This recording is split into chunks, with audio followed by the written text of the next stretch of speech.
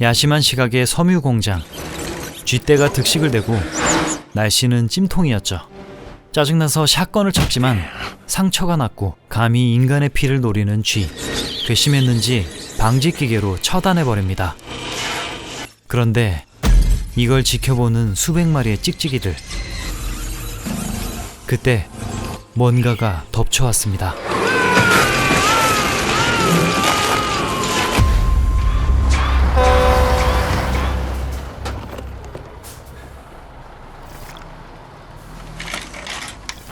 며칠 뒤 직장을 구하러 온 남자 홀. 대부분 반기지 않는 눈치였죠. 이 바크만 방직 공장의 책임자 워윅. 여기선 꽤나 입김이 센 사람입니다. 입사 지원한 주인공의 학력부터 마음에 안 드는 눈치인데요. 사망한 직원의 자리에 배정할 예정입니다. 더운 날씨 때문에 심야 근무조가 됐죠. 이 공장엔 문제가 많았습니다. 쥐가 넘쳐나 발생하는 위생 문제, 안전성도 최악이었죠. 폐업 판정이 내려졌지만 일단 집행을 막아놓는 워윅. 꾸준히 쥐를 퇴치하긴 했지만 직원들은 킹쩔 수 없이 참으며 일했습니다. 홀에게 새로 생긴 취미는 바로 깡통 사격. 얼마 후 지시에 따라 지하실 정리각을 보는데 무언가에 싸먹히고만 남자. 그렇게 또 티오가 생겨났네요. 묵묵히 일해왔지만 괜히 그를 괴롭히는 쓰레기들. 하지만 챙겨주는 여직원도 있었습니다. 그런데 그녀는 워윅이 찜했던 사람이었고 심기가 불편해진 공장장. 친절한 그녀는 곧 그에게 닥칠 위기도 귀띔해줍니다. 근데 이거 혹시 그린라이트? 한편 지하실 기초작업에 투입된 직원. 공포영화 금지 행동, 헤드폰을 끼고 마는데요. 다가오는 정체불명의 괴물. 이 아니라 워윅이었군요. 전임자는 미국 같단다. 워윅은 불륜 파트너에게 지하실행 티켓을 발부하고 격분에 깽판을 놓는 여직원. 워윅 또한 가만히 있지 않았죠. 그때 정의감을 불태우는 주인공. 워윅은 시건방진 홀에게 분노가 쌓여갑니다. 그러다 또다시 무더운 날, 노룩샷을 쐈지만 워윅이었고 그는 선심 쓰는 척 휴일 근무를 제안합니다. 드디어 올 게 온 것이죠.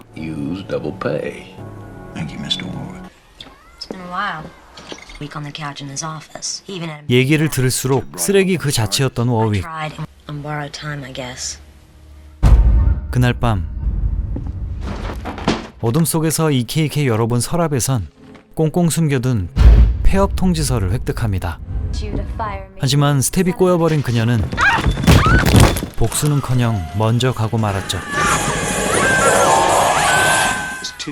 그 시각 방역업체 직원까지 못살게 구는 워윅. 협박이 패시브인지라 그를 갈고 야간 방역 작업까지 투입시킵니다.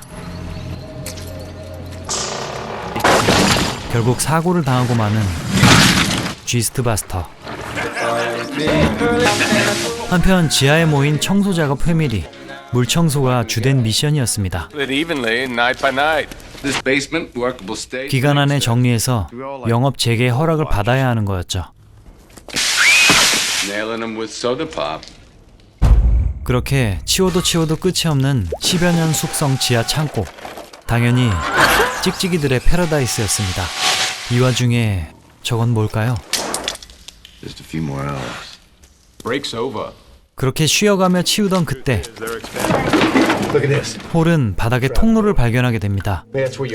여길 싹 치워야 쥐가 사라질 거라는데요. 그럼 네가 들어가 보라는 워윅. 하지만 주인공도 만만찮은 놈이었고 물귀신 작전을 펼칩니다. 그렇게 모두가 함께 더 깊은 지하 공간으로 향하게 됐고 넘어지는 그녀. 그런데 다시 보니 안길 곳을 노린 그녀의 개수작. What the hell we got here? 대놓고 시체 토막이 널린 곳이었고 쫄보 직원은 그만 자체 감금을 실행. 한층 더 밑으로 떨어진 그는 물속에서 당하고 마는데요. 워윅은 재빠른 손절을 감행합니다. 게다가 그는 이 와중에 홀을 향한 분노만 표출하고 있었죠. Forget about Hall and whatever the hell is down here. Don't go telling me my business. 한편 부축을 받던 그녀. Some other way out of here. 무슨 소리를 듣더니 전력 질주? 역시 개수작이었죠. 아무튼 나갈 길을 찾고 다른 쪽 남자 셋도 탐험 중. I knew it. I knew this is a way out. You go first. 금지 행동을 일삼던 이 직원은 한결같은 뻘짓으로 끝내 희생되고 말았습니다.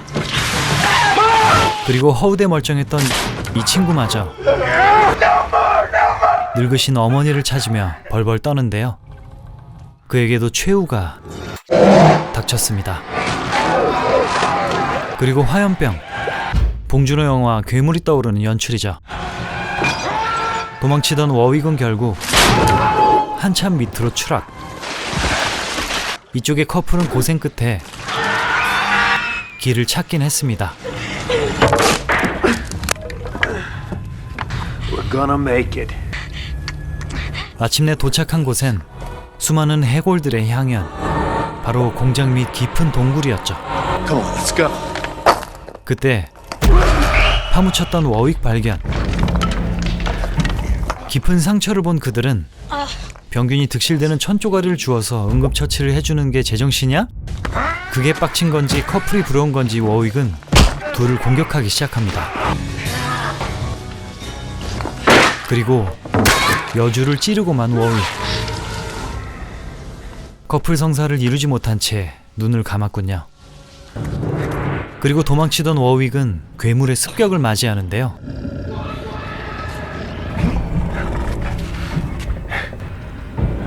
쥐인지 박쥐인지 아무튼 거대한 괴물.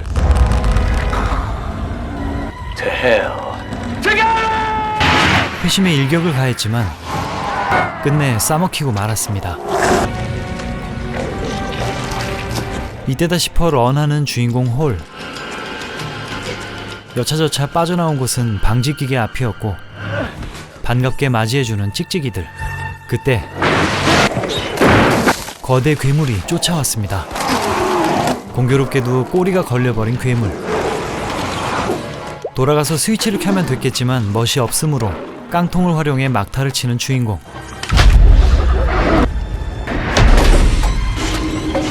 놈은 그렇게 괴성을 지르며 갈갈이 분쇄되고 말았습니다.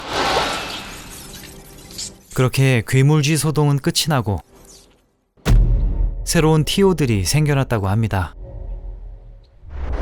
1990년작 스테판 킹의 괴물이었습니다. 채널 초기 8번째 리뷰했던 영화를 190번째인 이번 주에 리마스터해왔는데요. 이 스티븐 킹스 더 싱이라는 제목은 국내 비디오에서 괴물로 출시한 존 카펜터 감독의 더 싱이 떠올라버려서 헷갈리게 되죠. 오늘 영화에도 상당히 기괴한 괴물이 등장하긴 합니다만 아류작으로 오해받는 건 어쩔 수 없습니다. 그리고 스티븐 킹도 아니고 스테판 킹이라니요. 원제목은 그레이브야드 시프트, 철야 근무라는 제목입니다. 폭염이 찾아온 지역인지라 더위를 피해 밤에만 가동하는 방직 공장. 극중 이곳의 이름은 바크만 공장인데 이건 스티븐 킹의 필명 리차드 바크만을 차용한 겁니다. 그는 7, 80년대 활동 당시 이 이름의 부캐로 작품을 써내기도 했는데요. 리차드 바크만의 이름으로 출간한 소설 중 영화화된 것이 우리 채널 리뷰작 아놀드 형님 주연의 런닝맨. 원작과는 상당히 다르게 만들어지긴 했다죠. 사실 제목인 철야 근무, 그레이브야드 시프트라는 단어도 특이한 유래가 있습니다. 단어 그대로를 해석하면 무덤 근무인데요. 예전엔 사람이 죽어 묘지에 매장하면 아주 간혹 다시 깨어나는 일들이 있었다고 합니다. 그래서 그런 일이 발생할 때를 대비해 무덤 근처에서 하룻밤을 보내는 관행이 생겼고 이를 그레이브야드 시프트라 칭했다고 하네요. 아무튼 이렇게 심야 시간에 벌어진 사건을 다룬 오늘의 영화는 또 스티븐 킹의 소설이 원작입니다. 바로 우리 채널 공식 교재 단편집 나이트 시프트에 수록된 철야 근무 편이죠. 역시나 단편인 만큼 30페이지도 안 되는 분량이지만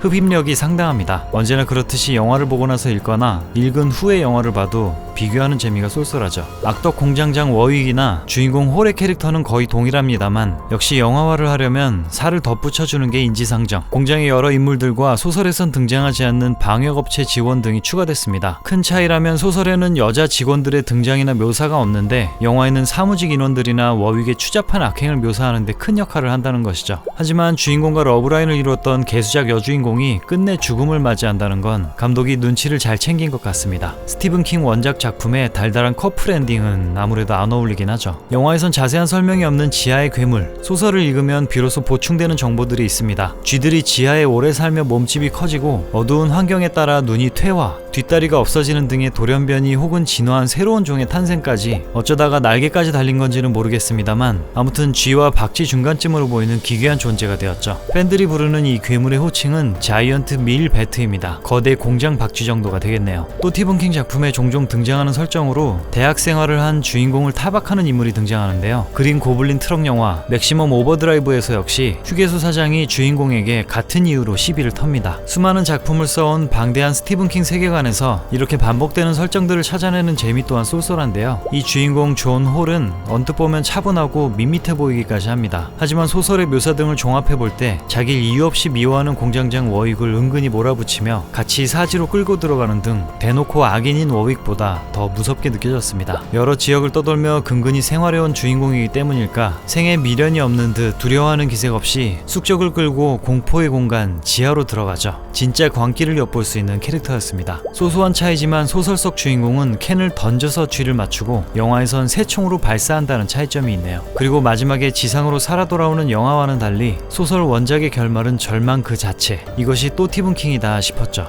배우들을 살펴보면 주인공 홀 역할의 데이빗 앤드루스, 개인적으로는 그의 출연작 중 터미네이터 3에서 여주인공의 아버지 브루스터 장군 역할이 기억에 남습니다. 방역 요원으로 출연한 브래드 듀리프, 반지의 제왕에서 뱀옆바닥 그리마로 익숙한데요. 사탄의 인형 시리즈 척키의 목소리를 수십 년째 맡아오고 있죠. 오늘의 영화에서 얻는 교훈, 어질러진 방을 치우자. 그렇지 않으면 큰일이 닥쳐올 수도 있겠죠. 오늘도 봐주셔서 감사해요. 다음 주는 SF 영화입니다. 안녕.